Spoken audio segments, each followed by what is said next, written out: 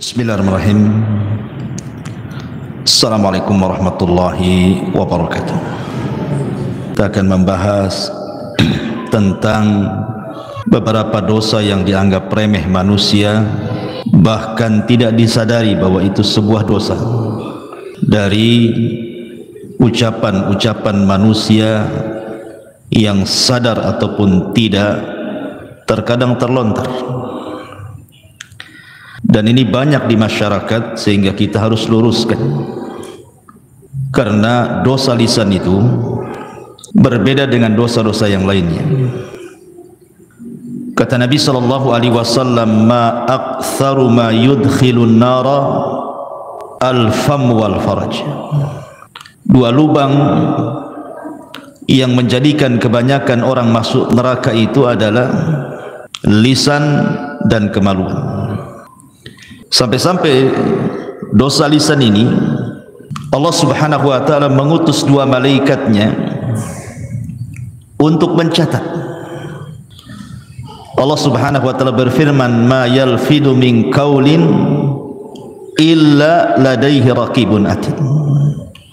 Tidaklah ucapan manusia ketika terucap itu semua dicatat oleh malaikat raqib dan atid, sampai dikirim dua malaikat untuk mencatat semua yang keluar dari lisan ini. Bahkan terkadang manusia dimasukkan ke neraka itu bukan karena banyak bicara. Boleh jadi mungkin satu kalimat yang dikeluarkan, tapi satu kalimat ini mengandung kemurkaan Allah Subhanahu wa ta'ala, itu sudah cukup memasukkan ia ke dalam neraka.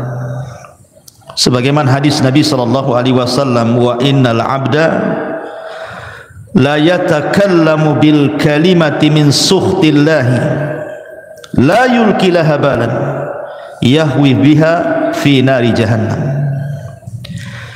Sungguh ada seorang hamba, kata Rasul, mengucapkan satu kalimat. Lihat, bahasa Rasul satu kalimat, bukan berkalimat-kalimat. Tapi dalam satu kalimat ini terkandung kemurkaan Allah.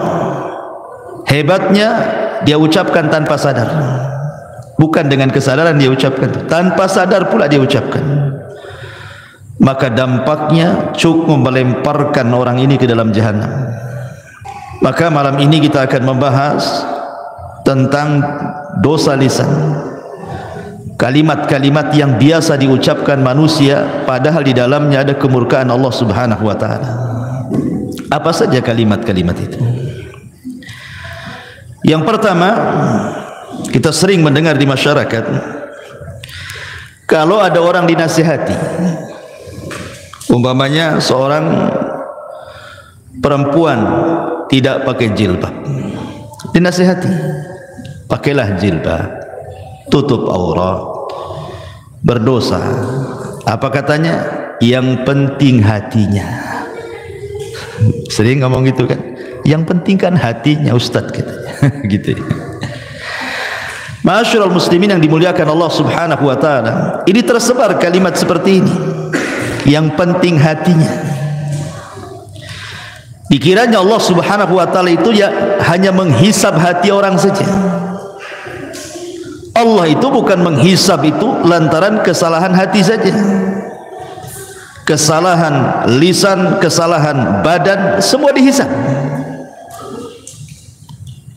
Makanya dalam hadis yang masyhur, Nabi SAW mengatakan, innallaha la yanzuru ila ajsamikum wala ila suwarikum walakin yanzuru ila qulubikum wa a'malikum. Allah memang tidak memandang bentuk tubuh kalian ataupun tidak memandang wajah-wajah kalian, tapi yang Allah pandang dua. Pertama hati, dan yang kedua amalan. Amalan ini mencakup badan dan lisan.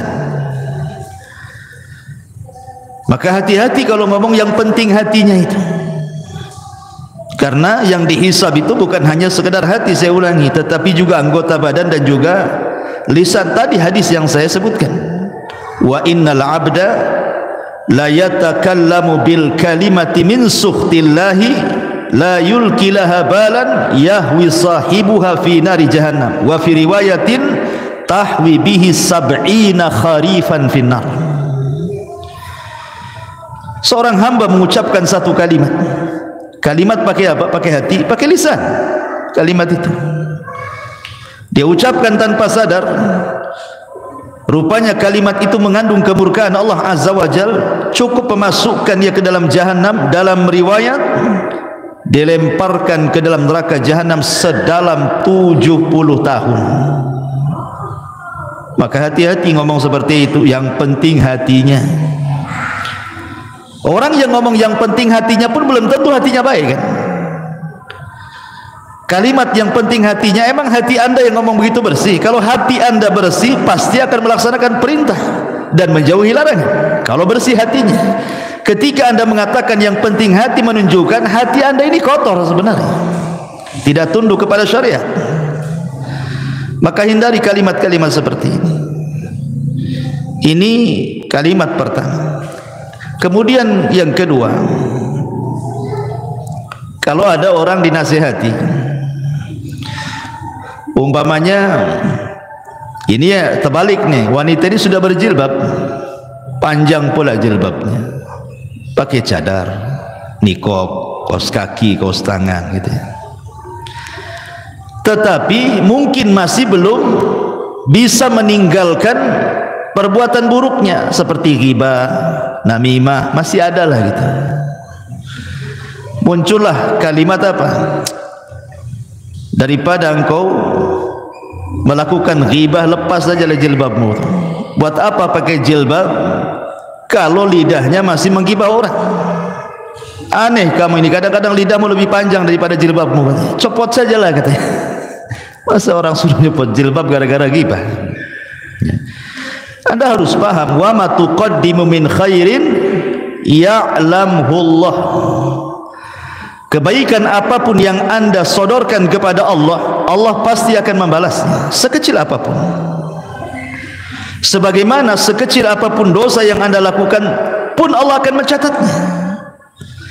Jadi nggak ada hubungan kait antara jilbab dengan ghibah.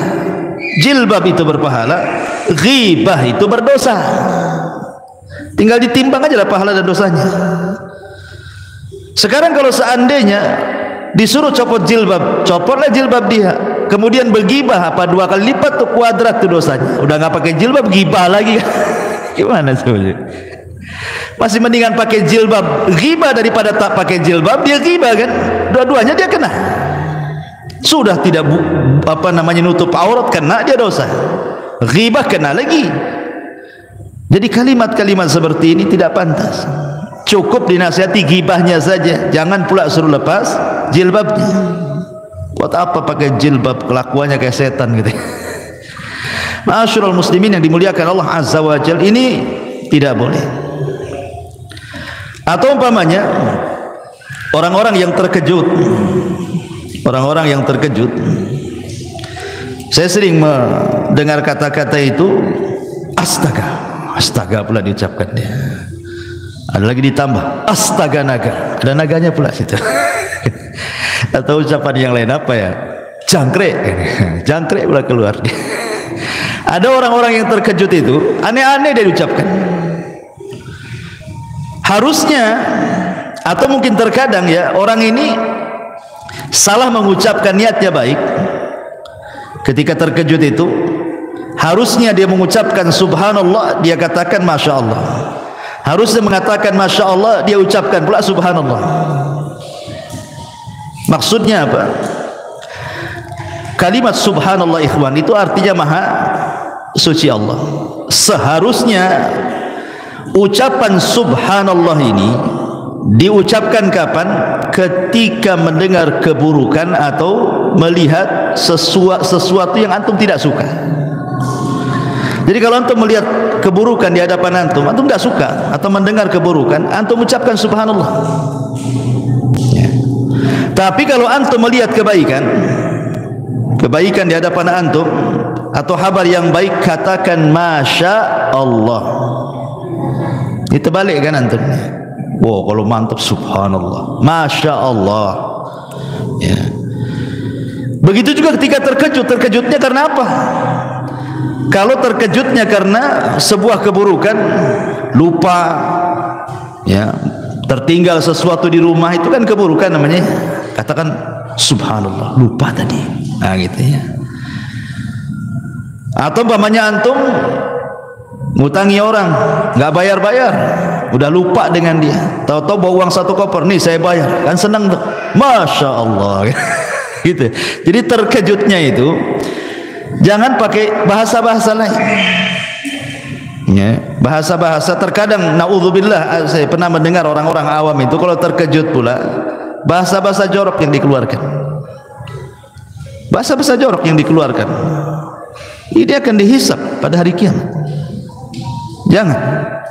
Ya, walaupun astaga ini apa? Bahasa apa astaga?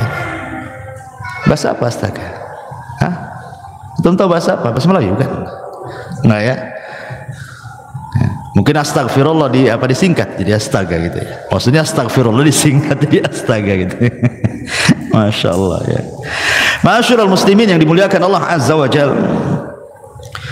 Atau mungkin bahasanya halus ikhwan. Bahasanya halus. Tapi hakikatnya di dalamnya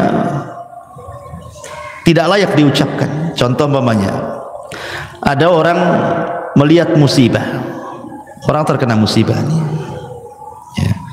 Mungkin kemalangan, mungkin anaknya mati, keluarganya ada yang mati gitu. Pokoknya musibah lah. Dan kita kasihan dengan dia.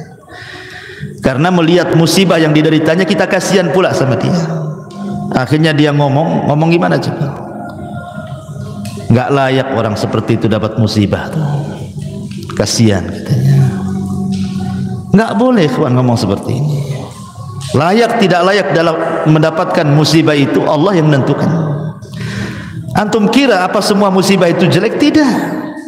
Terkadang musibah itu untuk mengangkat derajat. Karena Nabi SAW yang mengatakan dalam hadis, ma yusibul mu'min min syaukatin wa ma fawqaha illa rafa'ahu Allah. Tidaklah sebuah musibah menimpa seorang mukmin, apakah tertusuk duri atau mungkin di atas itu, terkadang Allah sengaja mengangkat derajatnya. Maka dulu ada orang soleh, dia tidak punya anak kecuali satu. Orang soleh ini tidak punya anak kecuali satu, dan dia sangat mencintai anaknya. Jadi Allah takdirkan anaknya meninggal. Anaknya meninggal, kemudian dikebumikan ke pekuburan. Jadi murid-muridnya orang saleh ini, tiba-tiba berteriak dan mengatakan, ya Rabb, kenapa mesti anak guru kami yang saleh ini yang meninggal? Kenapa enggak kami saja, katanya.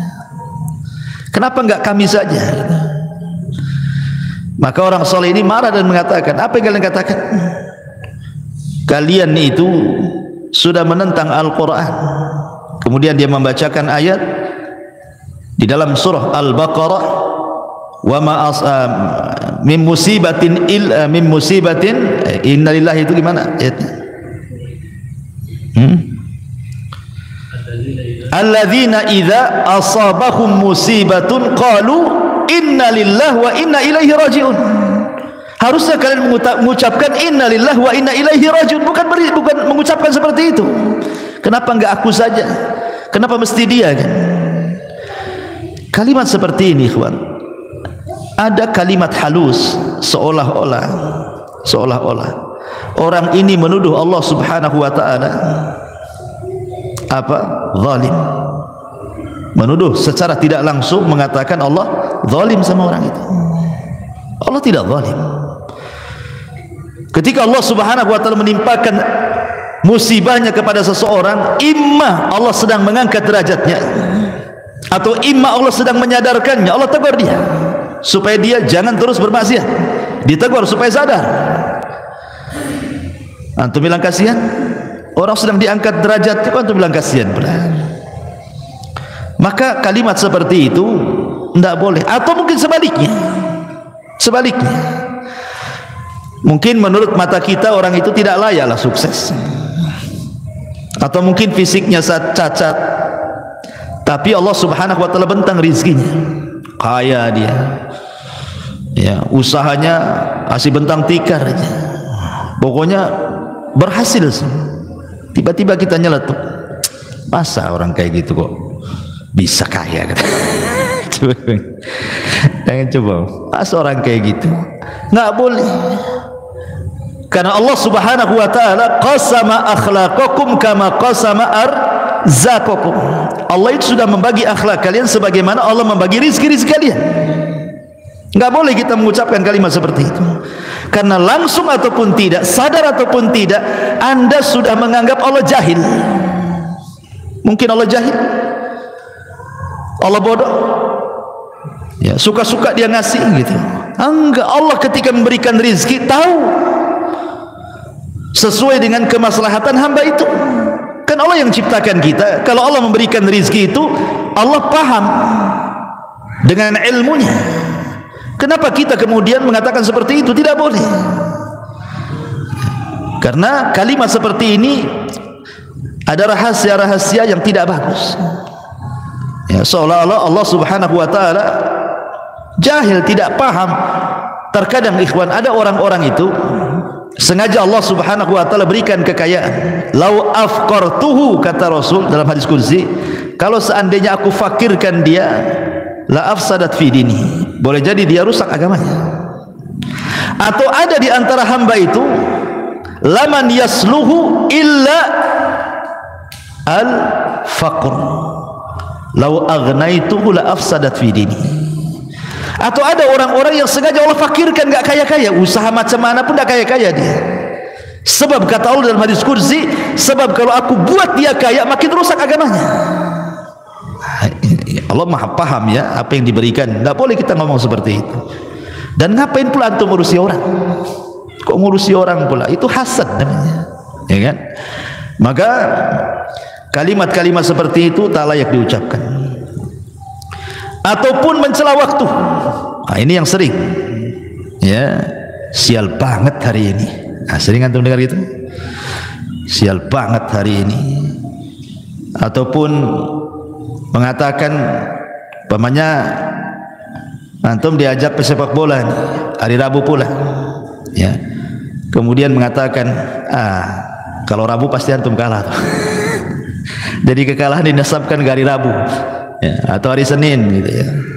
Atau orang-orang Jawa gitu ya, ada sebagian mereka yang masih meyakini bulan Suro itu bulan petaka. Kalau datang bulan Suro, aduh ini bulan penuh petaka ini katanya.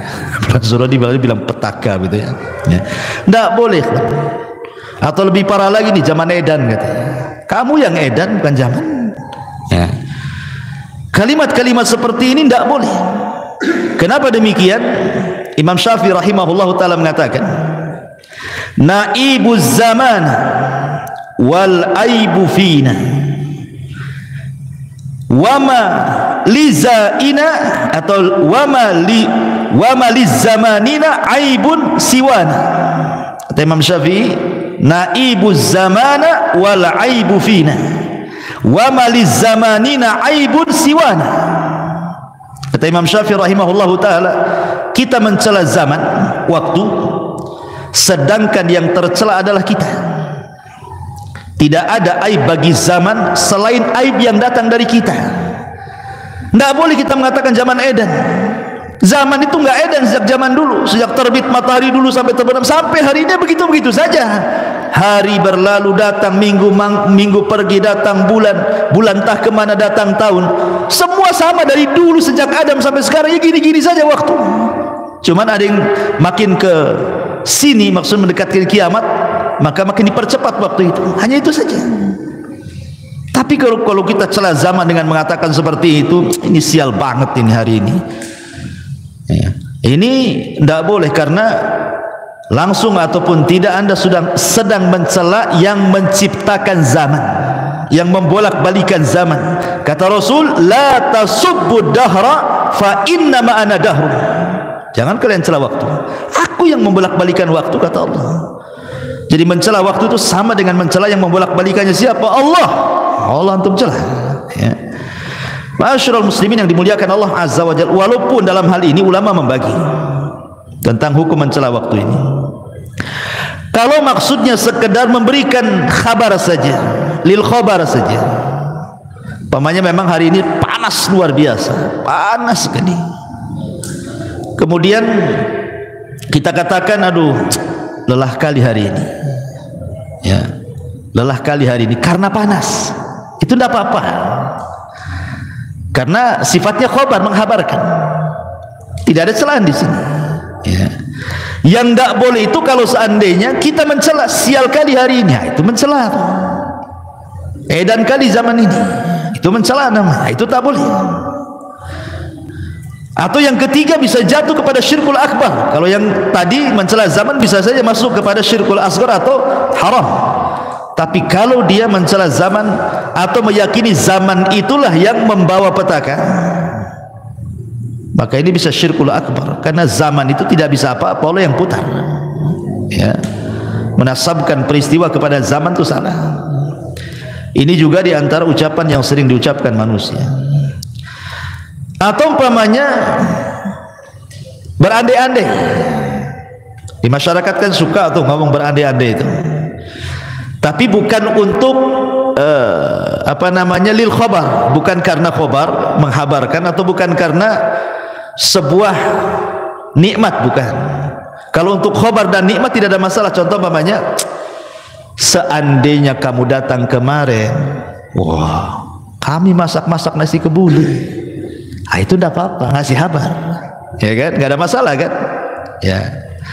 Atau umpamanya dia berandai-andai, andai aku seperti dia kaya, aku pun sama lah mau haji, tidak ada masalah, ya. Tapi kalau andai-andainya itu sudah nyerepet takdir, cobalah anakku nggak keluar hari ini, nggak ketabrak lah dia.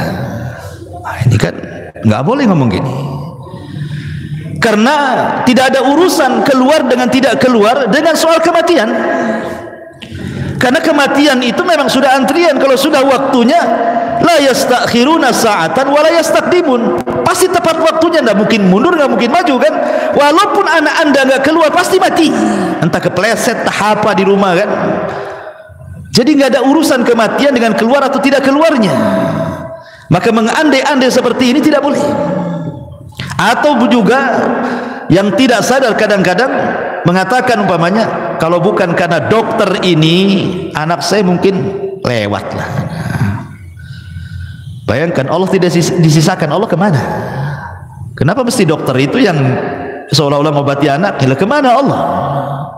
Padahal Allah mengatakan, wa idza maridtu fahuwa yashfin.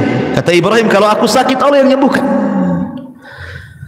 Walaupun maksudnya sebenarnya dia yakin Allah yang menyembuhkan lewat perantara dokter, tapi kata-katanya itu yang masalah itu syirkul asghar namanya, tidak boleh.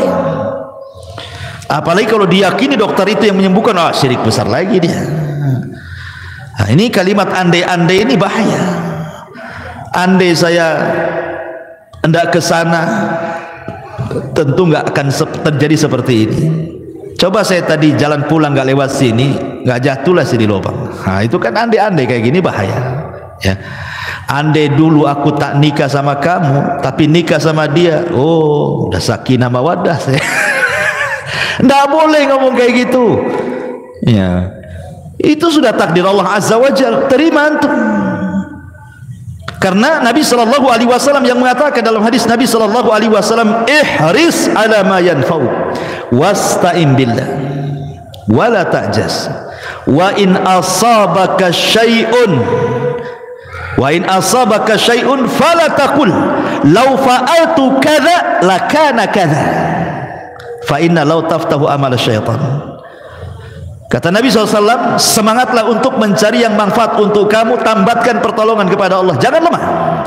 Tapi kalau menimpa musibah kepadamu, jangan berandai-andai dengan mengatakan lau seandainya, andai kata, bila mana, ya kurang lebih itu kalimat-kalimat seperti itu. Kalau aku tidak melakukan andai kata aku tidak begini, tentu tidak begitu. Andai kata aku begini, tentu begitu. Nah, itu tidak bisa. Karena andai-andai ini adalah pintu daripada pintu syaitan. Lalu apa yang harus diucapkan? Walakin kul qaddarallahu wa ma syaa fa'al. Katakan takdir Allah semua. Nah, ini menyangkut takdir masalahnya. Sudah katakanlah ini sudah qadar Allah, selesai. Tenang. Sebab kalau kita sandarkan semua kepada takdir, hilang kesedihan di dada. Tapi kalau dikaitkan dengan andai-andai, makin sakit hati. Andai anak saya nggak keluar, nggak mati, ya udah sakit lah dia, nggak berhenti tuh nangis sampai berapa hari itu. Tapi kalau antum katakan semua sudah takdir, selesai dada, lapang semua. Oh, anak saya mati sudah ditakdirkan 500 tahun sebelum Allah menciptakan langit dan bumi. Selesai. Ya kan? Jadi kalimat-kalimat seperti ini hati-hati. Andai-andai ini, ya. Atau mencela penyakit. Mencela penyakit. Aduh, wah, sial kali penyakit ini, lama kali sembuh. Kan itu kan ada tuh orang kayak gitu. Ya. Saking lamanya sembuh penyakit, dicela-celanya penyakit itu. Di zaman Rasul ada seorang wanita namanya Ummu Sa'id. Ummu Sa'id sakit kepala, diikat kepalanya karena zaman itu belum ada Paramek. Sekarang sakit kepala minum Paramek, Bodrek atau apa gitu, diikat zaman dulu tuh. Jadi Nabi SAW heran, malaka ya Ummu Sa'id, ada apa ikat-ikat itu kepalamu tuh, kata Rasul itu, kata Musa, al-humma la barakatallahu fiha, katanya. Ya Rasul, semoga tidak diberkahi penyakit demam ini, katanya. Dicelah. Kata Rasulullah, la tasubbil humma, jangan kau celah penyakit wahai Ummu Sa'id. Terkadang penyakit itu apa? Yadhabul khotoya, bisa menghilangkan kesalahan. Demam itu bisa menghilangkan kesalahan kita. Ya, jangan mencela penyakit, sabar. Ya, Ma'asyiral muslimin yang dimuliakan Allah Azza wa Jalla. Atau mungkin ada kalimat-kalimat yang tidak beradab, ikhwan. Tidak beradab kepada Allah Subhanahu wa taala, dengan menyingkat-nyingkat nama-nama Allah atau mengganti-ganti dengan nama Allah. Contoh namanya, ada orang namanya Abdurrahman, dipanggilnya Maman. Man kemana man? La ilaha illallah. Coba, ada nama Allah Maman namanya atau Man? Tidak ada. Panggil ya Abdurrahman dan bilang Maman. Waktu saya di mana itu, namanya Ulek. Saya kira ulekan, ulek. Rupanya di KTP Abdullah. Kok Abdullah jadi ulek tuh, gimana ceritanya? Orang panggil Pak Ulek katanya. Kok nama antum aneh, Pak Ulek katanya. Bukan Pak Ulek Ustaz. Nih KTP saya Abdullah pula. Kok bisa dari Abdullah jadi ulek tuh, gimana ceritanya tuh? Nah, boleh kalau nama Abdullah itu khairul asma, ikhwan. Sebaik-baik nama Abdullah dan Abdurrahman. Sebaik-baik nama loh, bisa diganti. Jangan lagi itu disingkat aja, tidak boleh. Namanya Abdul Qadir, Abdul Qa, tidak boleh. Teruskan Qadir. Kok Abdul Qa pula? Namanya Abdul Qadir. Ini tidak beradab kepada Allah namanya. Nama bagus-bagus dikasih orang tuanya, antum pula panggil jelek-jelek gitu. Ya. Abdurrahim jadi Mimin katanya. Kok jadi Mimin pula Abdurrahim itu? Jadi tidak boleh. Kadang-kadang orang itu tidak beradab kepada Allah. Tidak boleh. Panggil sesuai dengan namanya. Abdullah, ya Abdullah, ya Abdurrahman, ya Abdurrahim, ya Abdul Ghafur. Begitu. Ya. Jangan Abdul Ghafur, Pur. Repot. Ghafur. Bilang Fur. Jangankan soal yang seperti ini. Yang lebih kecil daripada itu di zaman Rasul itu ada namanya Hani ibn Kindi. Namanya Hani, sahabat ini. Tapi banyak kaumnya itu kalau ada masalah datang kepada dia dan minta diselesaikan masalahnya. Dan kepiawaian dia, mampu pula dia mendamaikan orang bermasalah itu. Jadi kabilahnya kalau ada masalah mesti datang ke dia, dan selalu berdamai. Jadi orang-orang kabilah itu menyebutnya ya Abul Hakam. Namanya Hani ibn Kindi, tapi disebut ya Abul Hakam. Ingat Rasul mengatakan apa? Innallaha huwal hakam wa ilaihil hukm. Allah lah hakam, semua hukum kembali kepada dia. Abul Hakam itu bapak pemutus masalah. Hakam itu artinya. Maka suatu ketika berjumpa dengan Rasulullah, bercerita oleh dia, Rasul, kaumku apabila berselisih mereka datang kepadaku, aku pun berhukum dan mereka pun ridho, dua-duanya. maka orang-orang menyebutnya Abul Hakam. Kata Rasul, apakah kamu punya anak? Ya, punya anak. Berapa? 3. Laki-laki, semua laki-laki. Siapa namanya? Pertama Syureh, yang kedua Muslim, yang ketiga Abdullah. Kata Rasul, anta Abu Syureh, bukan Abul Hakam. Diganti sama Nabi. Karena hakam tidak boleh. Hakam itu milik Allah. Ya. Masyarul muslimin yang dimuliakan Allah Azza wa Jalla. Intinya bahwa tolong berakhlak kepada Allah. Kalau panggil-panggil nama itu jangan asal panggil. Apalagi itu nama baik. Nama yang menyangkut nama-nama Allah Subhanahu wa taala. Atau ucapan sebagian dokter. Ucapan sebagian terapis kesehatan. Hati-hati Pak Edi, ini suka obati orang. Ini kalau gimana dok? Pasien dok? Ya kami ini hanya berusaha, sisanya diberikan sama Allah katanya. Coba Allah kasih sisa pula sisanya kepada Allah katanya. Dari awal sampai akhir Allah yang nyembuhkan, nggak ada sisa-sisa. Masa Allah disisain itu gimana? Seolah-olah antum yang paling berjasa, Allah pula sikit sisanya. Akalnya di mana coba?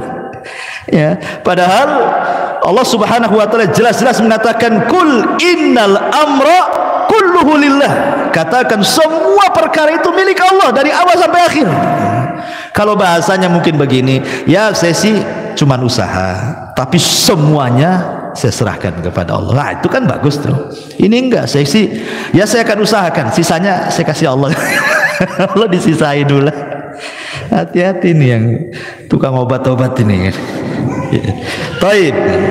Ini juga masalah. Kemudian juga yang banyak di masyarakat itu menyangkutkan masyiah kepada takdir. Ya, sya'atil aqdar bahasa Arabnya. Mungkin bahasa kitanya ya. Ya semua atas kehendak takdir. Semua atas kehendak takdir. Ya kalau takdir berkehendak ya jadilah katanya. Takdir ini makhluk Allah. Masa antum kemudian meletakkan masyiah kepada makhluk? Lanjutkan kata-katanya, semua atas takdir Allah. Allahnya jangan tinggal. Jangan dinasabkan kepada takdir saja. Jadi harus dipahami di sini, takdir kan makhluk Allah. Allah yang kemudian memerintahkan untuk mencatat, dicatat di Lauhil Mahfuz. Lauhil Mahfuz makhluk Allah. Kecuali Al-Quran itu kalamullah. Tapi catatannya seperti di mushaf ya itu makhluk kan gitu ya, kertasnya makhluk, tapi kalam yang dicatatnya kalamullah. Ya. Jadi ini dan takdir ini kan sifatnya maknawi, ikhwan. Bukan sifatnya hissi bisa diraba. Takdir itu kan maknawi, tidak bisa diraba. Bagaimana kemudian seseorang hanya meletakkan masyiah kepada takdir gitu? Jangan. Bilang semua atas kehendak Allah. Itu lebih tepat lagi. Ya, taib. Kemudian juga terkadang ada orang yang kadang-kadang marah sama orang, mungkin benci sama orang itu. Akhirnya dia mengucapkan kalimat seperti ini, saya haramkan dia ke rumah saya katanya. Saya haramkan dia ke rumah saya. Haram saya bagi dia itu. Nggak boleh. Halal haram itu milik Allah. Yang berhak mengatakan hadza halal, hadza haram itu Allah. Kita tidak punya hak mengharam-haramkan orang. Allah tidak mengharamkan orang masuk rumah antum kan gitu. Kecuali kalau seandainya ada orang yang melakukan maksiat, kita katakan haram alaika, haram. Apa ini? Itu benar, mengharamkan yang Allah haramkan kan. Tapi antum mengatakan haram dia menginjak rumah saya lah. Antum mengharamkan sesuatu. Nabi saja ketika mengharamkan madu gara-gara kecemburuan Aisyah dengan Hafsah, akhirnya turun ayat, ya ayyuhan nabi lima tuharrimu ma ahallallahu lak tabtagi mardata azwajik. Hei Nabi, kenapa kau haramkan yang Allah halalkan, hanya mencari keridhaan istrimu? Tidak boleh. Ya. Jadi urusan halal haram itu urusan Allah. Bahasanya pakai jangan bahasa haram lah gitu. Saya tidak suka dia datang ke rumah, kan enak gitu ngomong gitu. Saya haramkan dia ke rumah saya. Dia pula yang mengharamkan gitu. Ya. Masyarul muslimin yang dimuliakan Allah Azza wa Jalla. Atau umpamanya, saya juga sering mendengar kalau ada anak itu nakal kali, apa kata orang? Dasar anak setan gitu. Ya kan ada kan orang begitu ya. Oh dasar anak iblis itu gitu. Ya Allah ya Rabb, enggak boleh kayak gitu. Allah mengatakan a antum tazra'unahu am nahnu zari'un.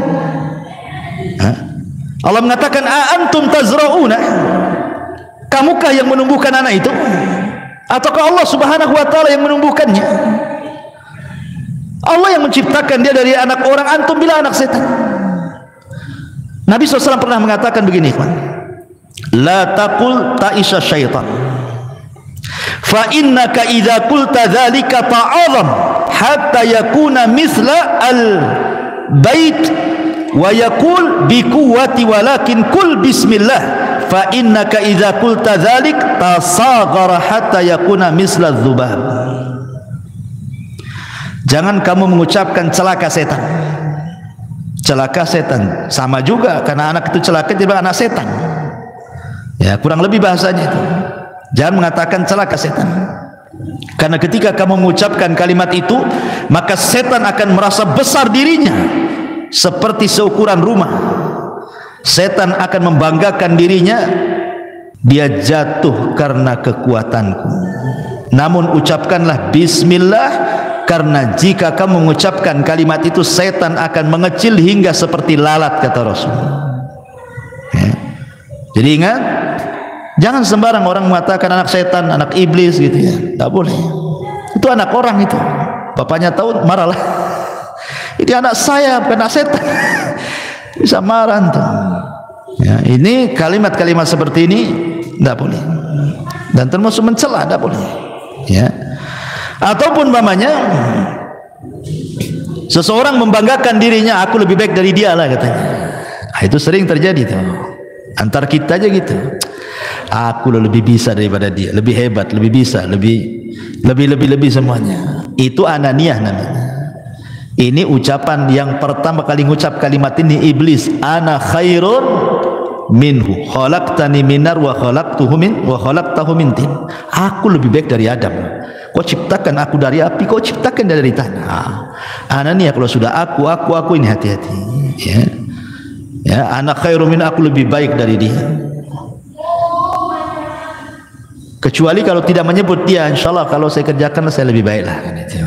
Tapi saya enggak menyombongkan dengan orang kan. Kalau hanya ngomong begitu saya enggak ada masalah. Kemudian juga melakoni orang dengan lakob-lakob binatang. Itu si babi ya. Kan ada, saya pernah dengar, si anjing, si babi, si goblok, si kerbau, si dungu. Wah, macam-macam di masyarakat ini. Tidak boleh melakoni orang seperti itu. Manusia itu diciptakan laqad khalaqnal insana fi ahsani taqwim. Kok antum pula panggil dengan bahasa binatang? Ya ayyuhalladzina amanu la yaskhar qaumun min qaumin asa an yakunu khairan minhum wala nisa min nisa'i asa an yakuna khairan minhunna wala talmizu anfusakum wala tanabazu bil alqab bi'sal ismul fusuqu ba'dal iman. Wahai orang-orang yang beriman, janganlah satu kaum mengolok-olok kaum yang lainnya. Boleh jadi mereka ini para olok-olok jauh lebih baik daripada mereka yang mengolok-olok, dan jangan pula perempuan-perempuan mengolok-olok perempuan yang lain. Boleh jadi perempuan yang diolok-olok lebih baik daripada yang mengolok-olok, dan jangan pula kalian saling mencelah dan memberikan lakob-lakob buruk sama orang. Nggak boleh. Ini kan kasar ya, si anjing, si babi, si dungu, si goblok, si ya Allah ya, ngeri itu kalimat-kalimat itu. Jangan seperti itu. Mencela fisik orang saja tidak boleh. Apa bahasa trennya itu? Body apa? Shaming. Ya, itu kan pernah viral juga ya, body shaming itu ya. Ya kan, ada ya dulu ya. Sampai saya dengar ada aturan negara itu keluar gara-gara body shaming itu kan. Ya gimana coba? Mau tembem pipinya kok bakso. Gara-gara tembem dibilang bakso pipinya. Atau pipi kok di pinggang katanya, karena pinggangnya mungkin tembem gitu. Subhanallah, la haula wala, gigi kayak gergaji gitu ya, karena lubang-lubang gitu ya. Itu janggut apa akar siwak gitu. Subhanallah ikhwan, body shaming tidak boleh. Antum mencela body orang itu sama dengan mencela yang menciptakannya. Tidak boleh. Di zaman Rasul Ada seorang namanya sahabat Abdullah bin Mas'ud radhiyallahu anhu.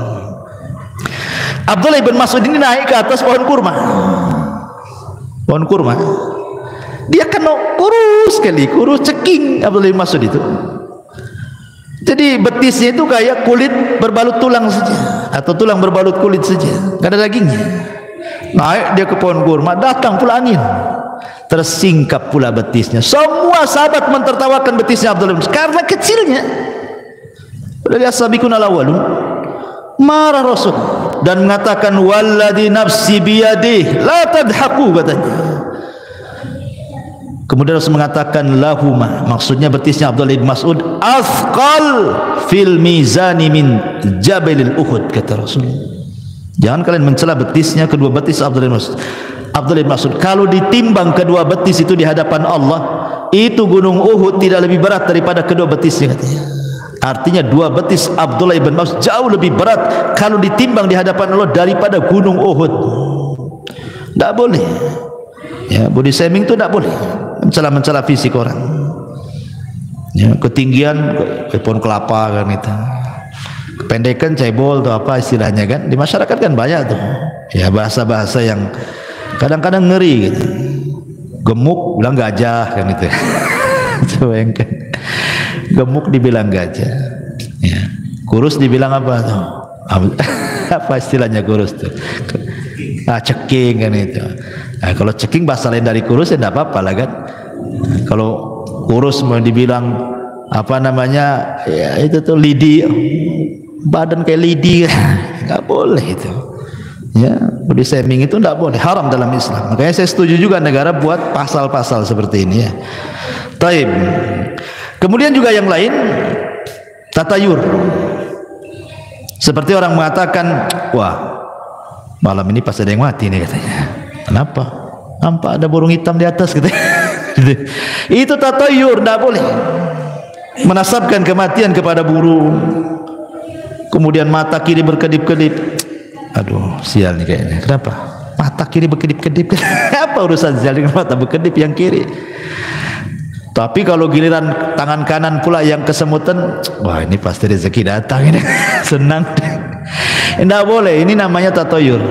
Tatayur itu tidak boleh. Atiyaratu syirkun, atiyaratu syirkun, atiyaratu syirkun, kata Rasul. 3 kali Rasul mengatakan tatayur itu syirik, syirik, syirik. Tidak boleh menasabkan sesuatu kepada benda atau menganggap sial ataupun untung kepada sesuatu yang dilihat, didengar, dimimpikan. Kadang-kadang mimpi jelek dibilang dapat musibah.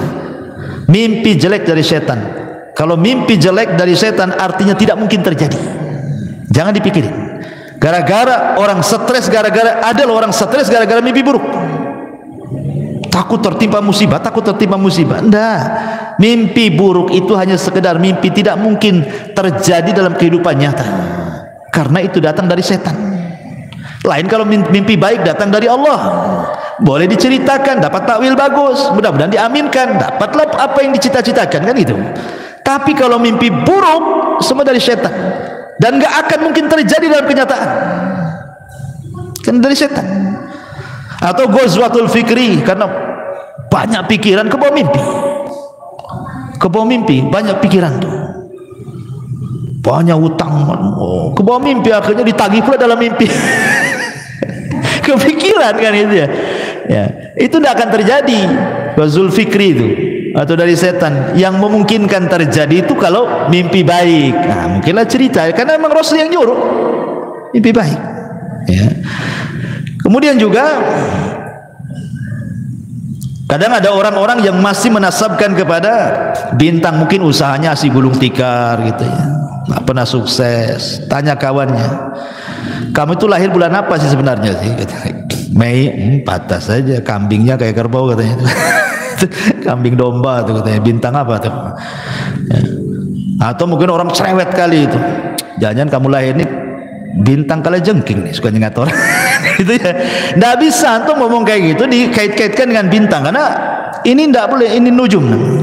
Nabi SAW mengatakan man iktabasa ilman minan nujum faqad iktabasa syu'batan minas sihri zada ma zada, kata Rasul. Siapa yang memperdalam ilmu perbintangan, maksudnya ilmu taksir bukan tasir. Kalau tasir tidak apa-apa kayak digunakan BMKG. Tapi kalau taksir, bahwa bintang memberikan pengaruh kepada peristiwa bumi, itu yang tak boleh. Siapa yang mempelajari ilmu perbintangan untuk ilmu taksir, maka dia sama dengan mempelajari sihir. Makin dalam, makin kufur dia. Hati-hati. Ya, ini walaupun ngomong-ngomong kayak gini tetap tidak boleh. Bercanda Ustaz tetap tidak boleh. Candaan-candaan yang mengandung dosa tidak boleh. Tidak boleh bercanda untuk berbuat dosa. Ya. Atau yang lebih parah lagi, kalau di Batam masih nggak tahu ya, masih ada tuh. Kalau di kampung masih ada lah. Kalau lewat di tempat-tempat yang angker permisi, ya. Permisi pula, permisi sama siapa? Sama pohon. Sekali pohonnya ngomong, ya apa nggak susah orang itu tuh. Pohonnya ngomong, ya katanya, apa nggak stres tuh? Ya, nggak boleh kalimat seperti itu permisi. Kadang ada juga yang nanya sama saya. Kadang-kadang nggak pakai permisi Ustaz kalau naik motor itu, pakai klakson, tit katanya, pakai klakson. Coba kalau jinnya lagi tidur antum klakson, apa nggak bangun dia? Nggak boleh, man. Ya. Kalimat-kalimat seperti ini nggak boleh karena disebutkan dalam sebuah hadis dari Khawlah bintu Hakim radhiyallahu an. Jadi dia pernah mendengar Nabi mengatakan, man nazala manzilan thumma qala a'udzu bikalimatillahi tammati min syarri ma khalaq. Apa kata Rasul? Lam yadurhu syai'un hatta yartahil min manzilihi dzalik. Barang siapa yang singgah atau lewat di sebuah tempat yang menakutkan, maka ucapkan apa? A'udzu bikalimatillahi tammati min syarri ma khalaq. Cukup kalimat ini yang diucapkan, maka tidak ada yang memadaratkan kamu sampai kau pergi dari tempat itu. Islam sudah memberikan, ngapain antum permisi-permisi? Permisi ini memang sebuah kesopanan bagi manusia. Misi Pak, sopan, bagus. Tapi kalau diberikan sama jin itu enggak boleh sopan-sopan sama mereka. Permisi, oh makin senang iblisnya. Ya. Jadi enggak boleh. Bahkan kalau seandainya antum baru beli rumah itu lama nggak ditempati. Abdullah ibn Umar radhiyallahu an mengatakan, idza dakhala al-baita ghairal maskuni falyakul assalamu alaina wa ala ibadillahi salihin. Apa kata Rasulullah, kata Abdullah ibn Umar, jika seseorang masuk di rumah yang tidak berpenghuni, sudah lama ini nggak ditempati, antum pulang kampung banyak lama nggak ditempati, itu 2-3 bulan di kampung baru datang kan rumah lama nggak ditempati, maka ucapkan assalamu alaina wa ala ibadi as-salihin. Salam bagi diri kami dan salam bagi hamba-hamba Allah yang saleh. Maksudnya boleh jadi ada jin-jin muslim dalam rumah kita ini yang menjawab salam, jin muslim, dan jin muslim gak akan mengganggu kita. Yang tukang iseng ganggu kita itu jin fasik gitu. Ya kadang-kadang buat suara gitu kan, senggolnya kaleng konggon jugreng malam-malam tuh, takutlah orang kan, banyak anak kucing kan gitu. Kadang-kadang gorden gelebar. Sebenarnya nggak ada setannya, antum lupa nutup jendela itu angin masuk gelebar. Ini sudah ikut-ikut merinding. Ada apa gorden digugur gerak-gerak gitu ya kan? Ya, ikhwan, atau mungkin suara angin. Memang setan itu akan masuk dalam semua media, entah angin, entah suara, entah bayangan. Memang sengaja nakut-nakuti kita sebenarnya. Makanya kata Nabi SAW, kalau antum lewat ke sebuah tempat yang menakutkan dalam rumah, cukup menyebutkan bismillah wala tubali, kata Rasul. Ya, orang takut nih mau keluar rumah, entah ada barang yang tertinggal di luar mau ngambil, malam-malam pula gitu kan, anjing tangga pula berisik gitu ya, gelap pula lampu, hujan pula deras, la ilaha illallah, samping kuburan pula rumahnya, makin lah kan gitu kan. Jadi cukup mengucapkan bismillah, jangan pedulikan. Atau ibu-ibu ini mau ngambil sesuatu di dapur, haus, malam-malam, jam 1 bangun, listrik mati, penerangannya pakai handphone aja ya. Kemudian di center-center gitu, mana nih minuman letak di mana, mulai takut. Maka kata Rasul, bismillah, jangan pedulikan di dapur, ambil air, bergegas. Kalau takut lari kan itu ya. Tapi jangan ditabrak-tabrak belum. Minum sudah selesai, bismillah. takut kepada setan tidak syirik, karena setan itu musuh kepada kita. Sama dengan kita takut sama orang jahat, tidak syirik.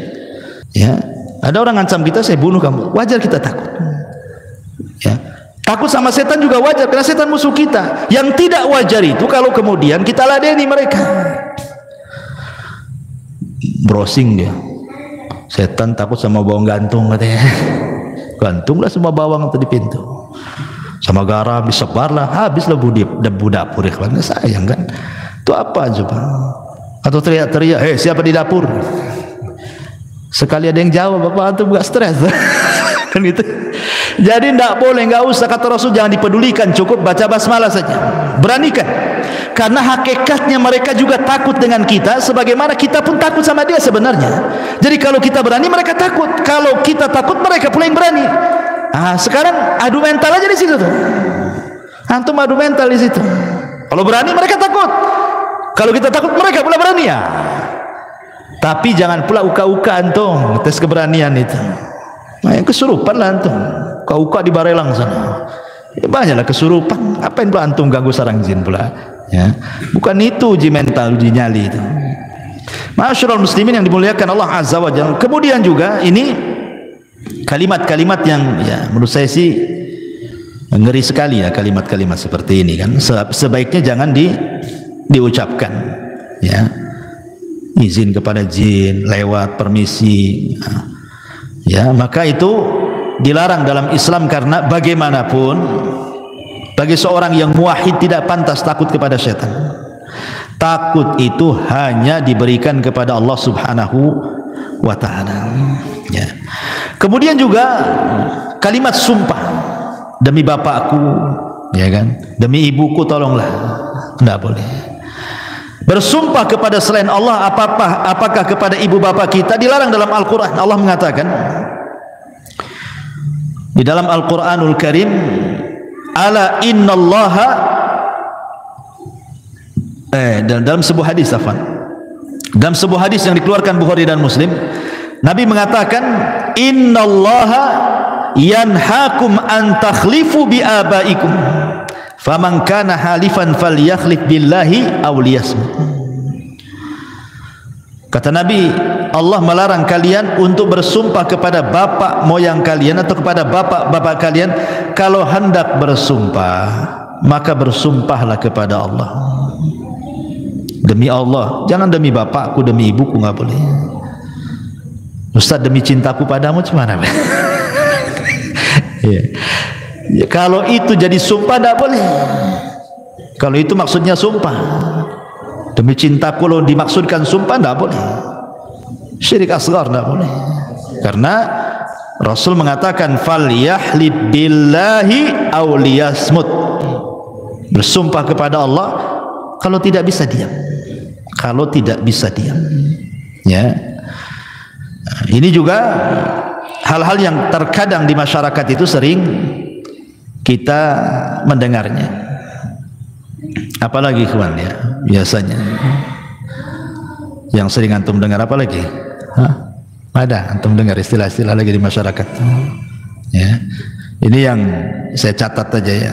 Lah kalau yang seperti ini aja terlarang, apalagi lebih daripada ini, mencela Allah, mencela Islam, mencela Al-Quran. Masyaallah muslimin yang dimuliakan Allah Azza wa Jalla. Kapan hari saya dengar YouTube itu ya? Ya. Jadi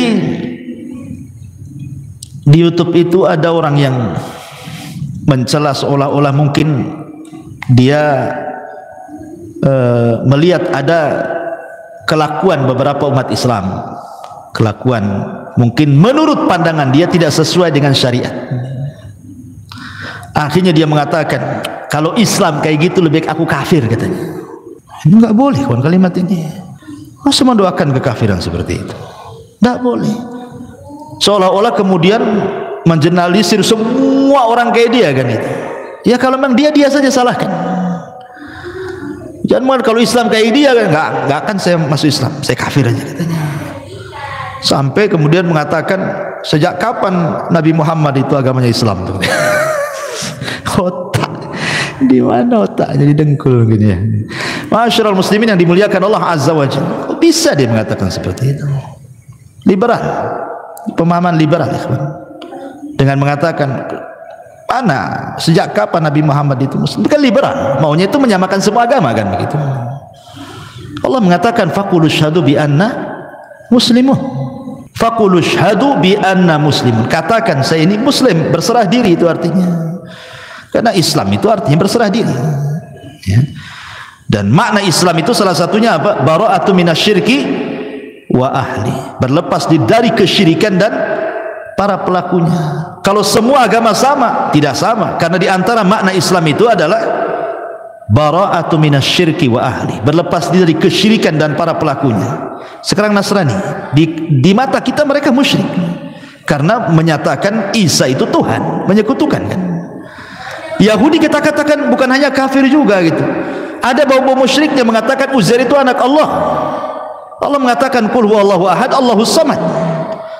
Lam yalid wa lam yulad wa lam yakul lahu kufuwan ahad. Allah yang mengatakan lam yalid wa lam yulad, dia pula yalid yulad. Gimana ceritanya? Ya. Jadi ini kalimat-kalimat bisa saja masuk ke munafikan, menghancurkan Islam dari dalam, orang kayak gini.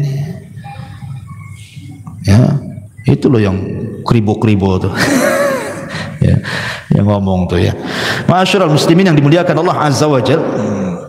Ataupun seseorang mengaku memiliki nasab kepada Nabi, tetapi sebenarnya tidak ada bukti nasab dia kepada Nabi. Saya ini loh Habib juga loh. Nah, saya Habib, saya ini dari kabilah Asegab atau kabilah apa gitu ya. Nah, biasanya kan hanya ngaku saja, nggak ada buktinya. Maka Nabi SAW mengatakan manidda ila ghairi abi wa huwa ya'lam annahu ghaira abihi fal jannatu alaihi haram, kata Rasulullah.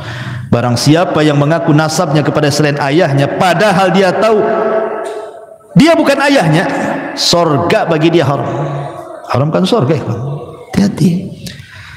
Jangankan itu, orang berdusta dalam mimpi, dia sebenarnya tidak pernah bermimpi, tapi dia berdusta, saya bermimpi begini, padahal nggak pernah bermimpi. Maka Rasul mengatakan itu sedusta-dustanya kedustaan orang yang berdusta dalam mimpinya. Itu saja nggak boleh ya. Apalagi kemudian sampai berdusta atas nama Al-Quran, berdusta atas nama hadis dengan meriwayatkan hadis-hadis palsu. Ini bulan Rajab banyak nih, hati-hati nih.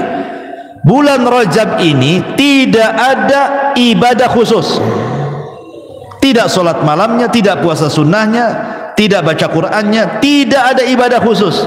Walaupun semua ibadah diberikan pahala besar, maksudnya ibadah rutinitas yang kita lakukan, tapi kalau dikhususkan itu hadisnya kalau tidak maudhu, dhaif dan maudhu, antara itu saja, kata Syekhul Islam Ibn Taimiyah rahimahullahu ta'ala. Tiba-tiba kemudian sekarang banyak berseliweran itu di medsos, atau kadang-kadang khatib Jumat yang tidak paham disampaikan pula hadis-hadis palsu. Kan bahaya, kawan. Kata Nabi SAW dalam hadis Nabi SAW, inna kadhiba alayya laisa ka kadhibi ala ahad wa man kadzaba alayya muta'ammidan falyatabawa maq'adahu minan nar. Berdusta atas namaku, kata Rasul, jangan samakan dengan berdusta sama kalian. Karena siapa yang berdusta dengan sengaja atas namaku, silahkan ambil tempat duduknya, masuk ke neraka sana. Keras, ya kan? Nabi SAW sampai keras dalam masalah ini. Ma'asyiral muslimin yang dimuliakan Allah Azza wa Jalla, belum lagi laknat di masyarakat kan banyak sekali mudah-mudah melaknat. Dikit-dikit bilang goblok, dungu, setan, macam-macam, ya kan? Ucapan-ucapan itu makin di orang awam biasa kalimat itu kan. Tapi kita orang yang sudah ngaji ini takut mengucapkan kalimat itu. Karena Rasul yang mengatakan, Rasul mengatakan la yakununa la'anuna wala syuhada yaumal qiyamah. La yakunu la'anun syufa'a wala syuhada yaumal qiyamah. Tukang laknat itu tidak akan dapat syafaat, bahkan tidak akan jadi saksi pada hari kiamat. Diharamkan syafaat bagi dia, naudzubillah. Pada orang di yaumul akhir itu syafaat diperlukan, karena itu yang bisa menyelamatkan. Ini orang pelaknat ini tidak akan dapat syafaat. Berarti hanya satu dapat rahmat Allah. Dia kalau dapat rahmat, ya, dia bisa selamat. Kalau tidak, habislah dia kan itu. Maka dan banyak lagi lah ini yang bisa saya rangkum dari ucapan-ucapan manusia yang kadang-kadang tidak sadar kita ucapkan, rupanya di balik itu ada kemurkaan Allah Subhanahu wa taala.